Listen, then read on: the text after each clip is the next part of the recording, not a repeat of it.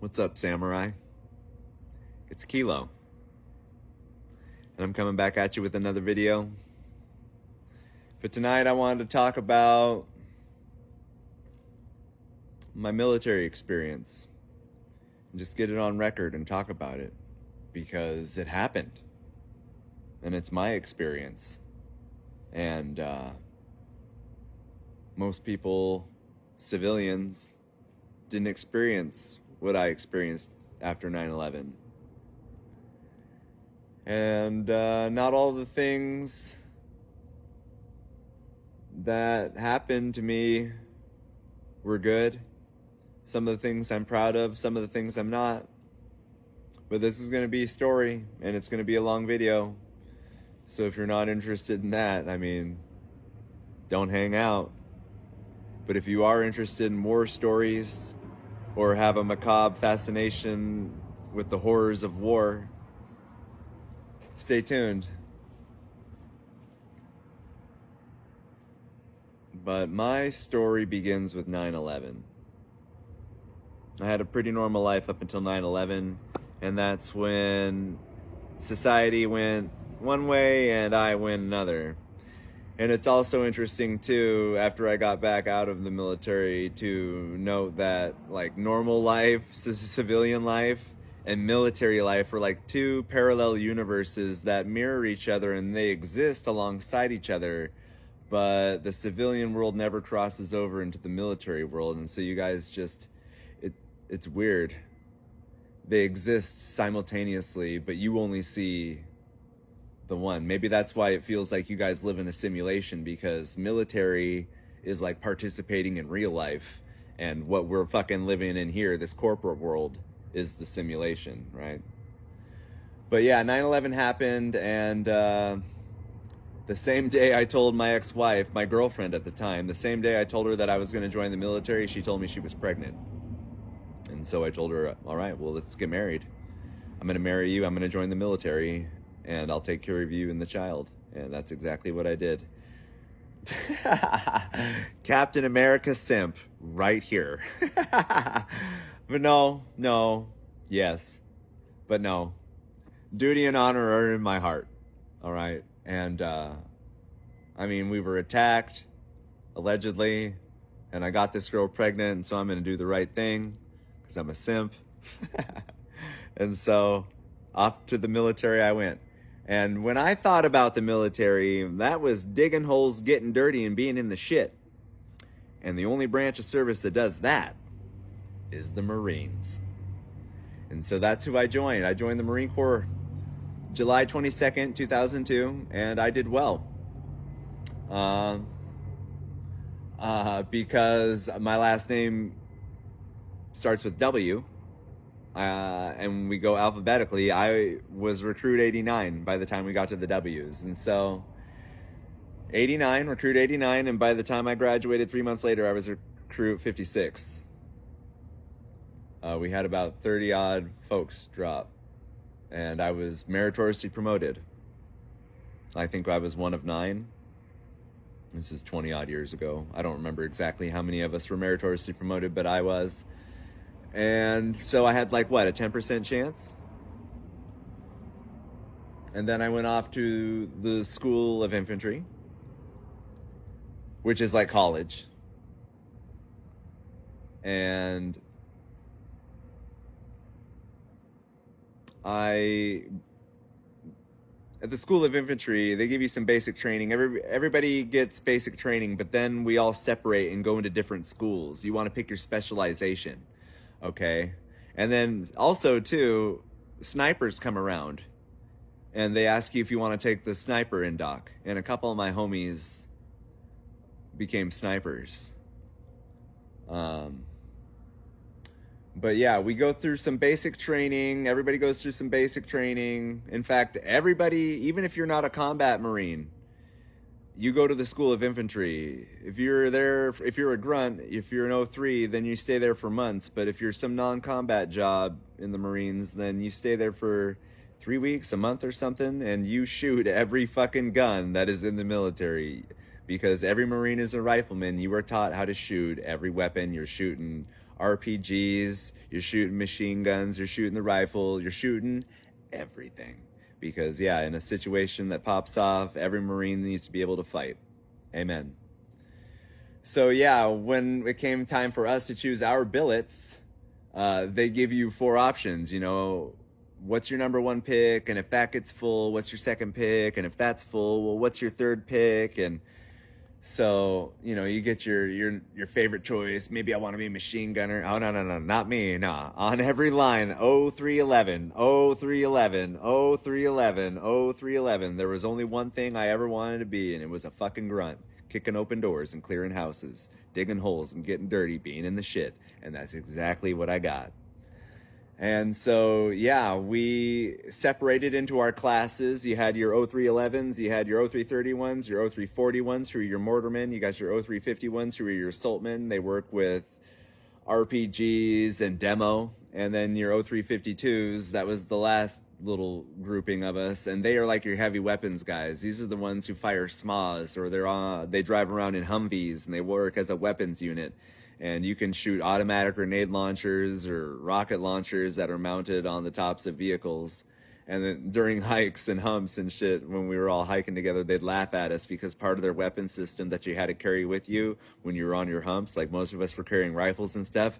Well, these guys, because they were in their fucking Jeeps and stuff, they used to laugh at us as they'd rolled by, like, look at you grunts walking. Yeah, well, boo-hoo, I got more training out of it. So anyway, yeah, by the time the School of Infantry ended, I was meritoriously promoted again from private first class to Lance Corporal. And I don't know what the odds are. I was in the top 10% of my class. But I mean, there were, I don't know, at least 200 people out of the 11s, the 31s, the 41s, the 51s, and the 52s. Like, I don't know how many recruits there were, but we were all pitted against each other, and our scores were all put against each other. And yeah, I graduated in the top 10%. And so I was meritoriously promoted again. And I was an E3, a Lance Corporal, by the time I hit the fleet, which is pretty hard to do. 10% chance and then another 10% chance, or I don't know what the odds are really. But yeah, by the time I hit the fleet,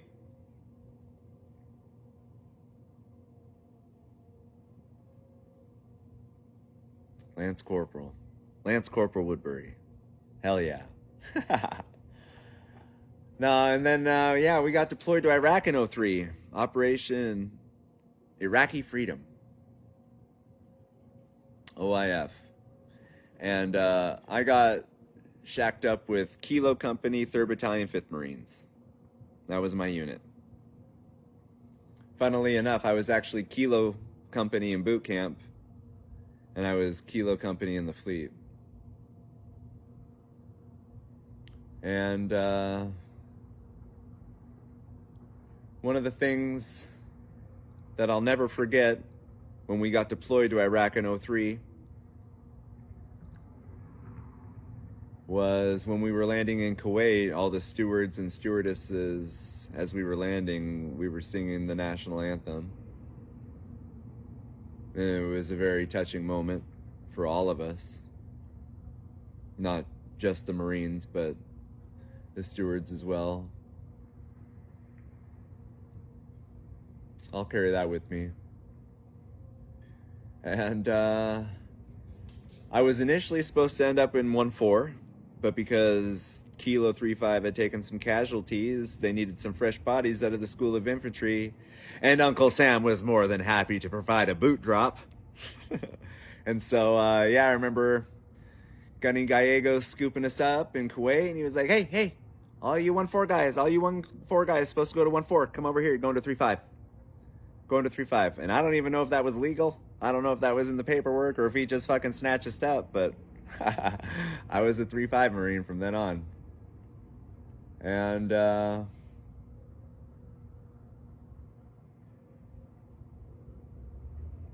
yeah, it was interesting. That first deployment was really interesting. We landed in this city called Diwania, and we stayed in a university that we converted over to like headquarters. You know, we had a headquarters company and our company, Kilo Company. There was India Company nearby, and we were like all of the battalion, 3 companies and headquarters, and maybe some auxiliary. We were all just in this university that we had commandeered, and it was rough. It was rough because this is '03, and none of the infrastructure that the West inadvertently would come to develop later was established at the time, and so there was no AC. Man, and they were shipping in massive rectangular blocks of ice, and they'd call recruits down, or, you know, the boots, the new Marines, to go and get ice, go and get ice. And you'd bring in these huge rectangular blocks of ice, and you just drop them on the ground and break up ice, and then put them in styrofoam coolers to keep your water cool. And they let you acclimate. Our senior Marines they were kind of hazy. They wanted to haze us. They were hazed, and so they were chomping at the bit to fuck with us and haze us. And so they'd haze us a little bit. But for the most part, it was all wholesome and good fun. And there was learning involved. Like, they used to make us do push-ups if we didn't know the acronyms for things. Like, what's FOB stand for? And if you didn't know it stood for Forward Operating Base, you're fucking doing push-ups. Right? Things of that nature. And so it wasn't necessarily like physical or psychological, right? This was do push-ups because you aren't book smart enough, you know, so you're sharpening your mind, you're learning, and you're getting some physical activity as well. And one of the other highlights for me for that first deployment in Iraq in '03 is going on my first patrol.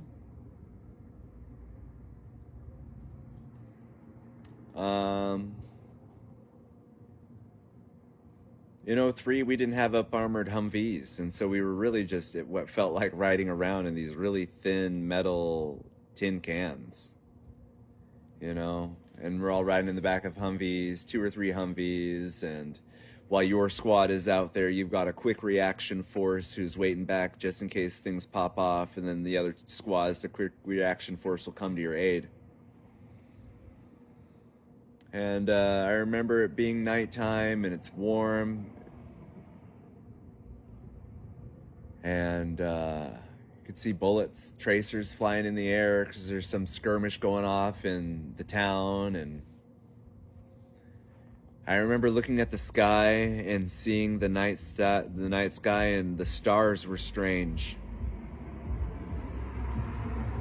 You're used to looking up and seeing the stars the way that they always look familiar to you, and yeah, looking up at the sky, the stars were strange. And because Iraq doesn't have a lot of infrastructure or electricity, it doesn't have a lot of light pollution, is what I'm getting at. You can see the stars much more beautifully, and I appreciated that. And yeah, during the first patrol, we drove out there and we dismounted, and we went on our first patrol in Iraq for real. This is no longer training. You know, you can get shot if you're not paying attention. But it was nighttime, and it was late, and we walked around the market. And Iraq is interesting because of the smells. It just smells different there too, especially outside the cities. It reminds me of when we were driving around. It's hot out, and if you're outside of a city, it smells like the way the fair smells, you know, all that good food cooking. It smells like that good food cooking mixed with diesel fuel burning. It's a mixture of that smell. At least it was outside of Diawinia. And yeah, we went through the marketplace, and let me tell you, The media paints the Muslims as a nefarious people, but these are some of the humblest, pious, most generous people I have ever met. And, you know, we're walking through the marketplace and they're just giving us stuff. They're just giving us stuff. They're happy that we're there, offering us chai, tea, and other foods to which we were told not to accept. As my deployments went on, I did take the food and drink that were offered to me just because I felt it was disrespectful not to. But yeah, we walked through the market and, you know, nothing happened. But it was the real deal, you know, all that training. But I'll never forget the market and the night and the stars and the smell. And you know what? Speaking of the smell, here's another thing. That outside of Diwania and many other cities in Iraq is just smoldering heaps of garbage.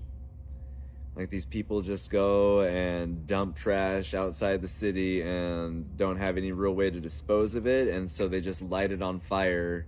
And so at any given time you can see black city smoke ascending up into the sky, and that's what's contributing to that diesel fuel smell as you're driving around or patrolling around.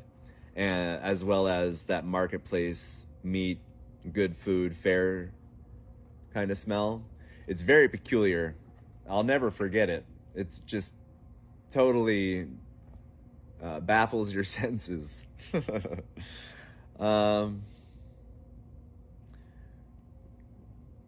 was really hot in Iraq that year in 2003. I don't know how hot it got, but it was super fucking hot. And there was no AC. And so we were drinking water. We were drinking cold water. We were drinking water. We were stealing water from other people. We were stealing their water bottles out of their coolers and shit. And one night, one dude pissed in a bottle and posed it off as lemonade and stuck it back in the styrofoam. Like, you've been drinking my fucking drinks, you motherfucker? Well, I'm going to teach you a lesson and pull a prank on you. So he pissed in this bottle and put it in the cooler. And not the guy who was stealing the drinks drank it. Oh, man. It was this dude named Corporal Roscom, and he was fucking pissed, dude. He took a swig of that. Who the fuck pissed in this bottle? Crazy, man. I couldn't believe it. I didn't even know what was going on. I mean, it's just crazy. Just motherfuckers fucking with each other. So yeah, I was in Iraq in 2003 for the 4th of July. That was memorable. The 4th of July, they gave us steak and lobster tail and shrimp cocktail, if you can fucking believe it, right? In Iraq, right? And I had seconds. Like, it was one of the best meals I ever had in the military.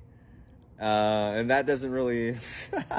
I mean, I was a grunt. I mean, I was mostly eating MREs, so no wonder. Yeah, but man, I couldn't believe it. Steak and lobster and shrimp. Later on, steak and lobster became pretty common, but at the time, it was a rarity. I was surprised. It was a really good meal. A really good meal. And I made friends with some folks. I made friends with a couple cats who I'll talk about later, who made the national news. And we became good friends and learned how to play spades, as you do in the military. Learned how to play spades on that first deployment. And one other instance that I can recall for my time in 2003 in Iraq there was the night that Saddam Hussein's sons were killed, Uday and Qusay. And all the Iraqis came out that night, and you should have seen all the fucking tracer rounds being shot in the air. We thought we were being attacked. We thought we were being attacked because there were so many fucking rounds coming Like, what goes up must come down, right? But now we got word that the sons of Saddam had been slain, and I don't know. It could be just propaganda, but allegedly they were really terrible men. I don't know. But there might be some truth to that, because all those tracer rounds, people were shooting guns. Like, that's what they do when they're happy. Like, they just fucking go out and they're like, yeah, just having a good old time. Like, because every household in Iraq can have an AK, right? It's only like if they point it at you, they tell you that, can you engage them? So, yeah, the sons of Saddam. Saddam.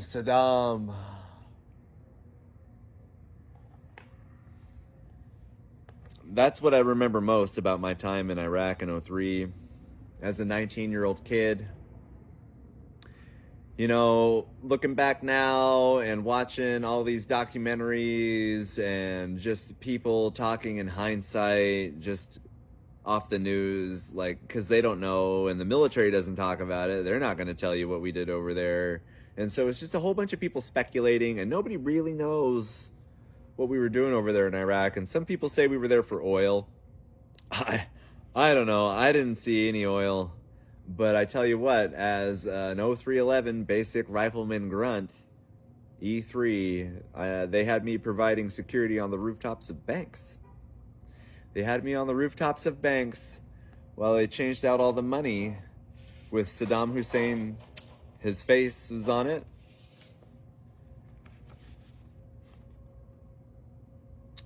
They took out all this money, the money with Saddam's face.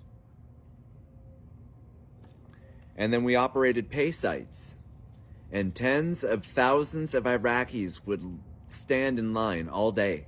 And our sole job, we would work in shifts. And you would eat food, and we would sleep on giant pallets of water just stacked. Like, there was nowhere for us, but there was this warehouse area that was just full of bottles of water just fucking stacked and wrapped in plastic. And we would climb up on these massive towers of water bottles and sleep and wait for our shifts to go and manage these pay sites and provide security, while we, the West, gave them the new money that we controlled. This is what it looks like. This is what we were printing and giving out to those Iraqis. Let's see if we can see here.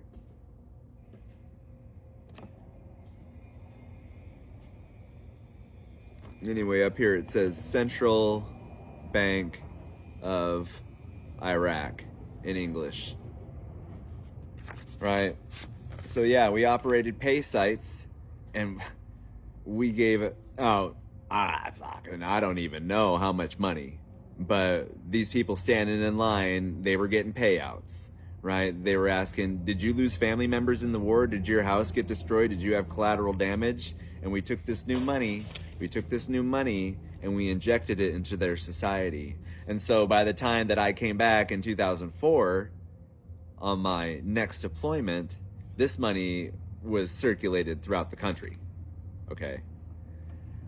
And that's what the whole history of America is right there, is who controls the money supply. Because whoever controls your money supply effectively controls your country.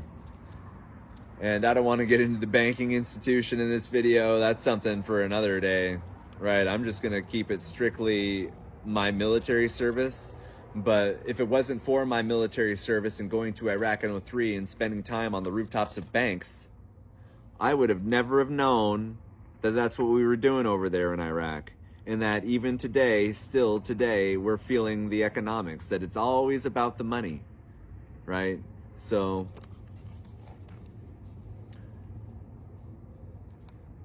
we ruined their economy, for sure. Despite this money that we put into their society, you could still go over there and spend dollars, okay? And I remember, geez, I could give a kid, a little Iraqi kid from the market coming over to sell us goodies or drinks or whatever, I could give that kid $2, and he'd come back with 3 quarts of pineapple juice. $2 for 3 quarts, like almost a gallon for $2. But by our third deployment over there, fuck, bro, it was like $1, 1 for 1. Like, yeah, there was no, the dollar had done its thing by then.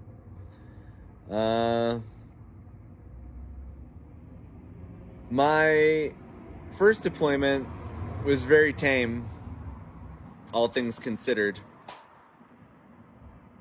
I was a replacement, as I said, my unit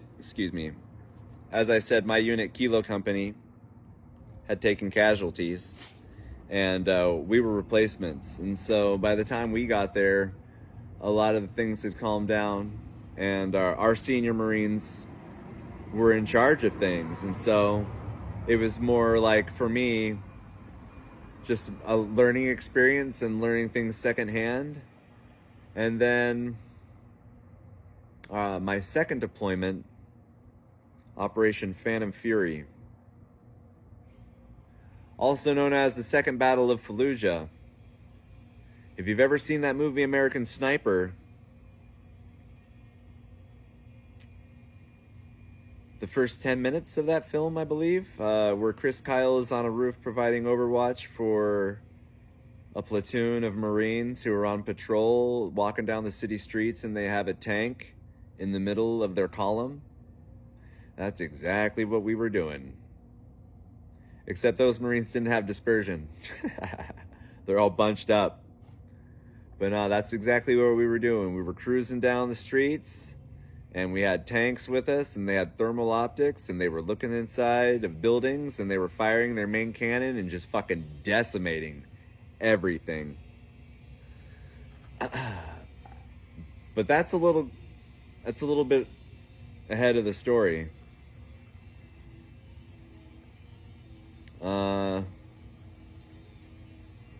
We made entry into Fallujah, I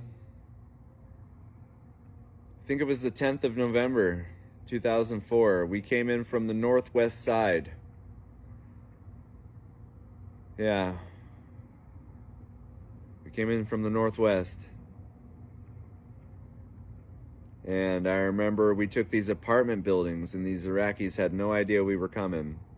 We took these apartment buildings, and we turned those apartment buildings into headquarters, same as before.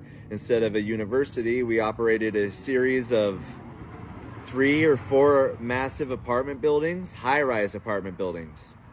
And that's where headquarters became. And that was the only time I ever went there, was to help them secure that position. And then I just fucking lived in Fallujah. I never went back to headquarters. I never saw it again.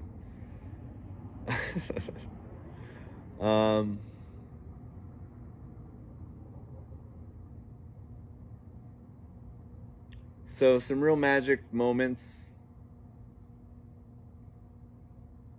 happened for me in Fallujah, some real eye-opening experiences, and some real nefarious shit all happened in Fallujah. My time in Fallujah was probably the best and worst time in my entire life, just because you're free to do anything, but just because you can do anything doesn't mean you fucking should. Okay, and so we really did some nefarious things to those people in Iraq. And, you know, from my perspective, looking back now, a lot of it was propaganda. I remember, well, 9/11, right? And then you've got movies and video games that always pit the Muslims as the bad guys, or the Arabs, or whoever. Right, and then when I was going through Marine Corps training, they'd bring us into little classrooms, and they'd show us little slideshows, and they'd show us like pictures of the continents of the world, and say, this is the world, and then change the slide, and then show us a whole bunch of green and all over the world, right? And be like, this is where Islam reigns supreme, and if we don't stop Islam, they're gonna take over. right? Just feeding us this kind of propaganda, right? Telling us that don't shake the Iraqis' hands, don't shake their left hand because they wipe their asses with their left hand and they're filthy, and just trying to dehumanize them. So we didn't look at the Iraqi people as people, we looked at them more as things, right? And then people started dying. All right, so we made our initial push into Fallujah. Man, it had to have been the 9th or 10th of November 2004, because I was in city on Veterans Day. We were in city on Veterans Day. And a very good friend of mine made me this, and I never take it off. Except for when I go to jail. But yeah, that thing never comes off. And I got that Veterans Day, November 11th, 2004. So I know we were in the city by then. And not shortly thereafter, we got casualties.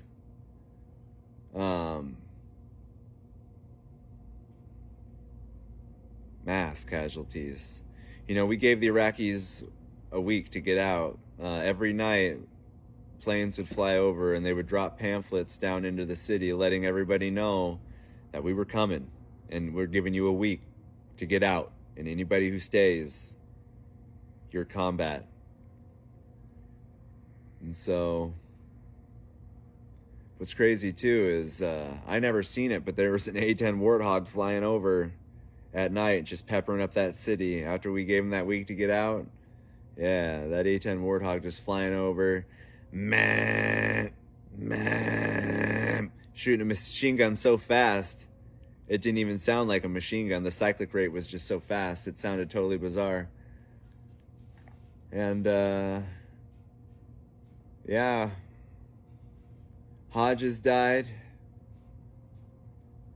One of my first good friends, Eric Hodges, he passed away.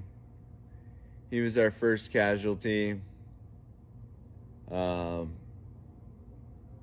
was about to kick open a door, and the Iraqis heard us coming, and as his foot was like midair about to kick open the door, they shot him through the door. His foot never touched the door, and he got blasted and he hit the deck. And another insurgent had visual on him from an elevated position and started shooting at his corpse, so that by the time that the engagement was over and we pulled Hodges out of there, he was just mangled pulp. It wasn't Hodges. And the next big casualty was Peyton, George Peyton. And George was cool. He was Fijian, and he had a dope-ass tattoo of a skull and a jester's cap on his belly right here, on the top portion of his abs, skull and a jester's cap, and underneath it said clownin'. And he was from Inglewood. And me and George, man, we bonded. We had a mutual friend named Trent Thomas, who was one of the Pendleton 8. And Trent and George came over to my house one night before we went on deployment and cooked chicken for me and my family. They made it a point to go to all the senior Marines' houses and cook their family a meal. It was very selfless of them. And yeah, so they came over, Trent Thomas and George Peyton, and cooked us chicken. But yeah, George ended up passing away. We were clearing houses, and George got hit by a hand grenade and blew off half of his leg. There was just ligaments and strings holding his leg. And as soon as that fucking grenade went off and he got knocked off his feet, he held up his hand like this so somebody could fucking grab his arm and pull him out. And we medevac George, and we thought George would make it, because they kept telling us about the golden hour. If you can evac a Marine who'd been injured within the golden hour, that the chances of him surviving were increased, right? Well, what we didn't know is that George had taken shrapnel all up the side of his body, and so not only was his leg half gone, but he had shrapnel riddled up his side. And so George didn't make it, despite him getting medevaced and making it to the hospital. He passed away from his injuries. And that's when we started to lose it a little bit. Robert Pennington, who's also one of the Pendleton 8, was very good friends with Hodges and I. And so when our buddies started dying,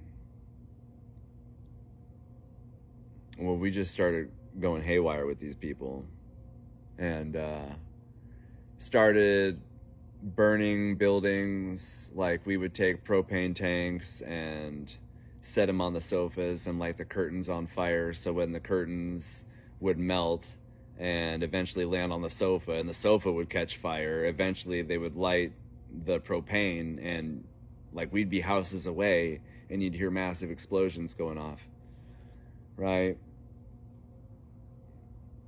And yeah, it was just the Wild West at that point. We were told, any disturbed earth, dig it up, because it could be weapons caches, and there were fucking weapons caches. I have never seen more guns in all of my life. There were guns from fucking World War II. There were guns from World War I. There was a Bren gun, that British machine gun that you load from the top. There was, I forget the appropriate name of it, but it was a Russian World War II gun that shot 9mm, and it had a long perforated barrel, right? There was Dragunovs, there was RPKs. I was shooting Dragunovs, sniper rifles, even though I had a SAW, the M249. That was my gun, but I was rocking a fucking Dragunov sniper rifle. I found a fucking katana. I had a katana in my back, in the back of my flak. Wild. It was like the Wild West, I'm telling you. There were chrome AKs, chrome AK-47s, gold-plated, silver-plated, matching magazines. There were MP5s. There's just guns, mass guns, pistols, rifles, fucking Mosin Nagants, just weapons, just all accumulated from all the wars, just all centralized there. It was crazy. And one time, Gunny made us bring in all of our serialized gear, and he put out a poncho on the ground, and we, all right, if you have unserialized gear, we're calling it in. And there was a mound of fucking weapons that we had all been collecting. Chrome AKs, I'm telling you, just mass guns. I had to give up an AK, I had to give up a pistol, I had to give up my sniper rifle, but I kept my fucking sword. Fuck your pants. And I'm telling you, there was a heap of weapons, and we all just sort of like looked at it in awe, like, wow, man. Like, these are relics of other wars, and these are all pieces of a puzzle that we're still involved in today, you know, in the present, which was 2004, you know. And it was just a wild time. You'd be clearing through houses, and there were storage rooms, and you could slash open the storage rooms, and like, there'd be bags of rice or other bags of grains or, you know, foodstuffs, and there'd be mortars. There'd be mortars hidden in them. And yeah, there would be caches of weapons buried under the ground. One time, we were digging, and we found this black bag. And we were like, fuck, we got something here. And my buddy Norton, he's from the Carolinas. And Norton, he was like, I don't know, man. That kind of looks like the bag you put dead bodies in. And sure enough, we unzipped that bag, and just a massive wave of effluvia, just stinky funk, just zip that bag back up. Yeah, man. Yeah, so whoever this was, somebody had lost a relative, and for whatever reason, thought it'd be a great idea to bury him in the yard. And it was crazy. It was some of the craziest times in my life. When we were clearing through houses, we'd clear through houses all day long, and then we would bed down in a random house at nighttime, and we would have to put an infrared strobe beacon that would blink in infrared. We would put it on the roof of our building so that if any friendlies were flying over, that they would know that, oh, we've got Marines in that house down there. We can't drop any bombs or we can't use any munitions because this infrared strobe was down on the roof of our building, blinking, sending up a light signal that only could be seen through infrared. Right?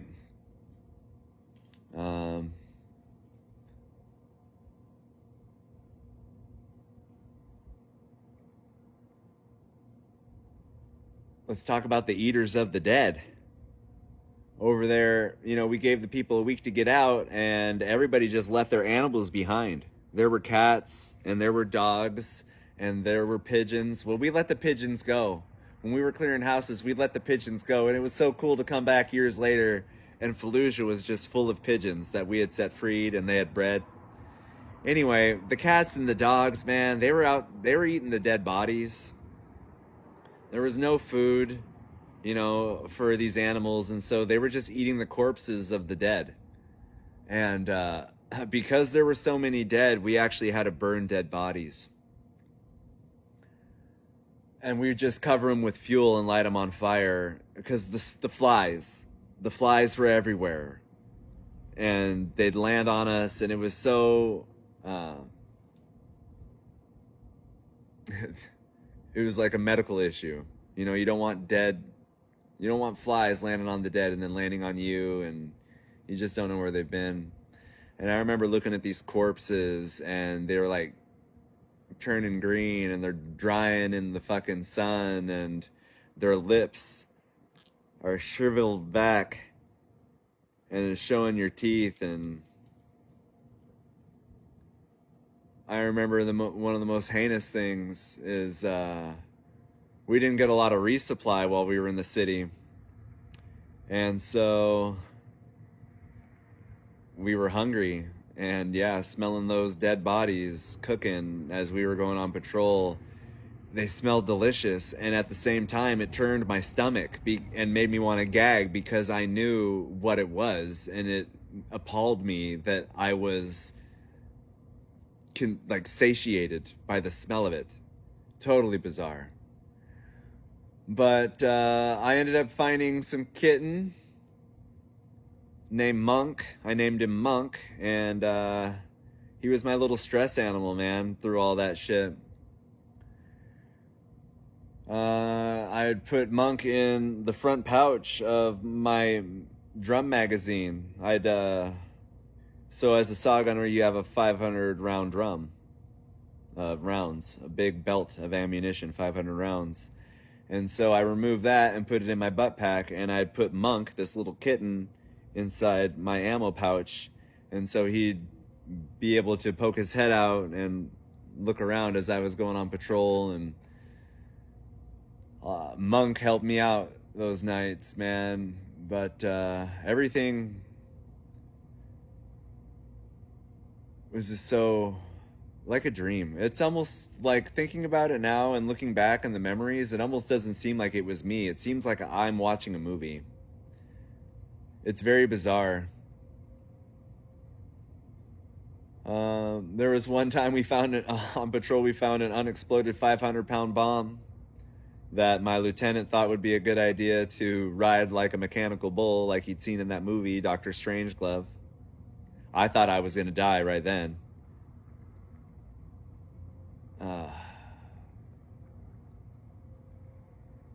Yeah. Probably the most harrowing experience of my whole military career is the day we got ambushed, December 12th, 2004. And I had a prophetic dream the night before, I swear, where we were on patrol, we were clearing houses, we took contact, and I got shot several times in the chest, and my SAPI plate eventually broke and pierced me. I hit the wall, slumped down, leaned over, bled out, and died. And I told my sergeant, Sergeant Kirk, about it the next day, and he was like, "Jesus, Woodbury, that's really fucked up." But later on that day, we got contact, and Sergeant Kirk died, Staff Sergeant Blazer died, Lopez died, Clariday died, Stewart died, and like another handful of guys got wounded.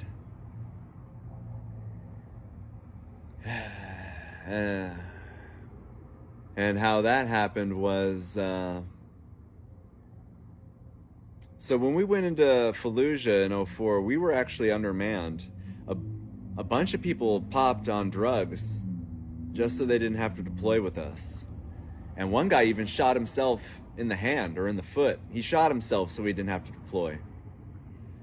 So when we did get fresh recruits, like a resupply, a boot drop, we actually didn't get infantry Marines. We got security force Marines who are like infantry Marines, but they spend half their contract guarding a base or being in garrison, and they don't actually do infantry training, and then they spend the other 2 years of their contract doing infantry training. And so we got basically half-assed infantrymen to replace the guys who popped on drugs. And one of these fellows was a cat named Stewart, and I don't want to speak poorly about Stewart,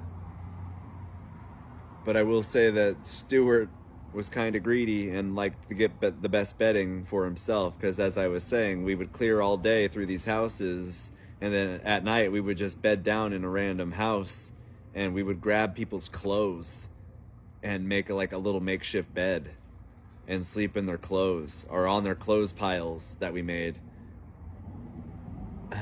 And so yeah, Stewart liked to get the best bedding, and Stewart ran upstairs and he got fucking snatched up. We thought these houses were empty. We had gotten word because we were right by a school, and that was where the Iraqis were based at, and we wanted to get bedding for the night, and we had gotten word that these buildings were cleared, but they weren't fucking cleared. And fuck, for all I know, they might have been the Iraqi army who were off duty, just wanted to kill some Americans. I don't know, but I really don't.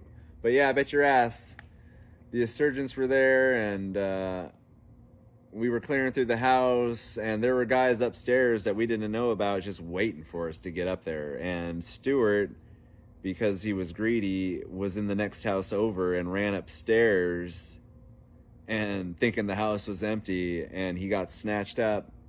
He got snatched up by Iraqis, and we could hear shots going off, and we ran out of our house that was full of Iraqis too, insurgents waiting to ambush us. When we got upstairs, we ran out, and next door we ran in, and Corporal Cisneros was at the bottom of the stairs, and Doc was there, and we're like, "What's going on? Where's Stewart?" And Cisneros was saying, Stewart's upstairs, they got Stewart. And you could hear Stewart, "Help me! Help me!" Because at this point they had taken his gun, and they fucking shot him, and they killed him with his own weapon. And they took his grenades and they started throwing them down on us. Allahu Akbar. And I jumped into an adjacent room, and some of my friends like just instinctively ran for the front door. But only one person can go through a door at a time. And so everybody who had their back exposed to that grenade got shrapnel all up the back of their legs and on their butt and in their back, but their flak jacket stopped the shrapnel from actually penetrating into their back. I jumped into an adjacent room that was nearby. And as those grenades went off, it sends up a bunch of dust and smoke. And so you couldn't see anything. And I'm like, fuck, this fucking house is crawling with insurgents. And I go over to the side of this window and I look out the shades and I'm peeking, and I look over here in the corner and there's a dead Marine slumped over in the corner, and I'm tripping out because this firefight just started and there's a dead Marine right over there, like 3 feet from me outside this building. How did this happen? And I saw, it looked like he was just sleeping. Just slumped over, head down. There was a couple droplets of blood on the ground. And I recognized his gear. It was Sergeant Kirk, the one who I told my dream about that morning. And he's dead. And what he had done is to try and go and get Stuart, he was clearing around the house to make sure that the house wasn't surrounded, and he got shot from an upstairs window of an adjacent building. And so he died. And then while all this was going on, our platoon sergeant ran into the building that we ran out of to go next door. Staff Sergeant Blazer went into our building and went upstairs to go to the second floor to get some visual and to command altitude and have a better plane field of view, not knowing that that fucking house was full of insurgents, and Staff Sergeant Blazer got killed too. And then we had to go get Staff Sergeant Blazer's body, and then we had to go get Stewart's body, because we don't leave our men behind. And Lopez and Clariday ended up dying. Getting to Stewart, I helped pull out Sergeant Kirk. I passed off my weapon, and I remember carrying him by his hands, and somebody else had him by the feet. And I remember laying him down on the ground and putting his hands on his chest. And man, I just was outside of myself at that moment. I remember hearing, "Hey, hey!" And I came back to it, and it was the guy I passed my weapon off to, and he's like, "Hey, you forgot your gun." And yeah, man, I was so out of it, I forgot my gun. And yeah, we ended up pulling out, and that night we did a psyop on those guys, and it was the most bizarre thing I've ever witnessed, where we just played like death metal music all night long. And then somebody would get on the intercom and speak Arabic. And I'll never know what he said, but it was like, Allah Fallujah. Like he was calling out all the guys in Fallujah, all the insurgents, to come out and fight because they're cowards and just talking shit or something. He was calling them all out, and bet your ass there was some eye in the sky with thermals watching down below to see these guys coming and amassing. And so yeah, they were just playing death metal music, just like blasting fucking heavy metal death music. And then this guy would get on the intercom and talk shit, and the next thing you know, just a massive explosion going off. And the guy over the intercom, just doing a sinister laugh. And then they do the death metal music again and just blast it. And this went on all night long. So nobody was sleeping, just causing explosions, just doing psychological warfare. It was fucking insane. And I've never experienced anything like that ever after. But yeah, we were bombing them through the night, and then that next fucking day we dropped a 500-pound bomb. We dropped a 500-pound bomb on that street, and it was wild. We all got up on the roof of the school where the Iraqi army was bed down, and you could see a plane flying over, and you could see a little tiny black dot up in the sky, and it just got bigger and bigger and bigger, and then it just came down, struck, boom, massive explosion, massive smoke, and all of us on the roof of the school watching this impact, we all fucking cheered like our team scored the winning goal, man. It was just like, yeah! It was righteous. It was fucking righteous. You know, it's crazy because, yeah, I'm so excited about some of these stories, but then I'm filled with regret that we were murdering civilians over there. There's the Pendleton Eight are my friends. Trent Thomas, Marshall Magnicalda, Robert Pennington. Yeah, just treating those people very poorly, and it was all media propaganda. So far as I feel about the situation, I may be wrong. This is how I feel about it.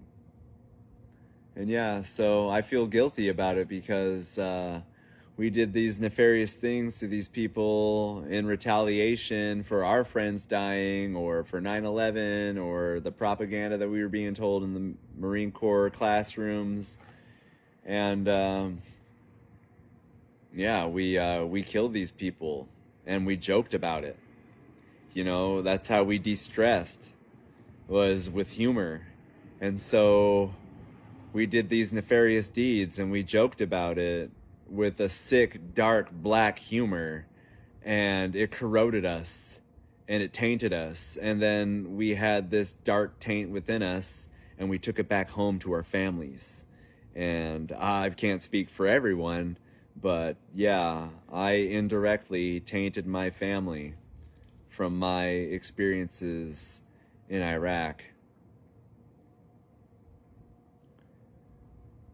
You know, and it is what it is. Some days I wish not so much anymore. But once upon a time, when I was drinking and when I was in the throes of alcoholism, and I wanted to do all these things for myself in my heart, but I just couldn't muster the willpower because I was too much of a slave to booze. I thought that it would be better that I had passed away a war hero in Iraq, that my family would have gotten $750,000 life insurance for my life, and they would have had a better existence, and that I'd be remembered as a war hero instead of a stain on everyone's memory, like I am now. I've mentioned this in another video that I haven't seen or spoken to my kids in a decade. I don't know where they're at. They don't want to speak with me. And I probably deserve it. You know? It is what it is.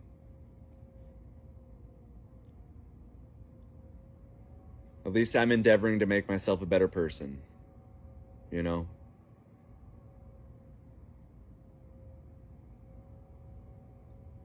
But this video is almost an hour, I can see. And I could tell you more war stories, but we don't have time. Maybe I'll do a part 2 in the future. But so far as it goes, it's almost 2. And so I'm going to hit it. Thanks for sitting up with me and listening to me babble. Later.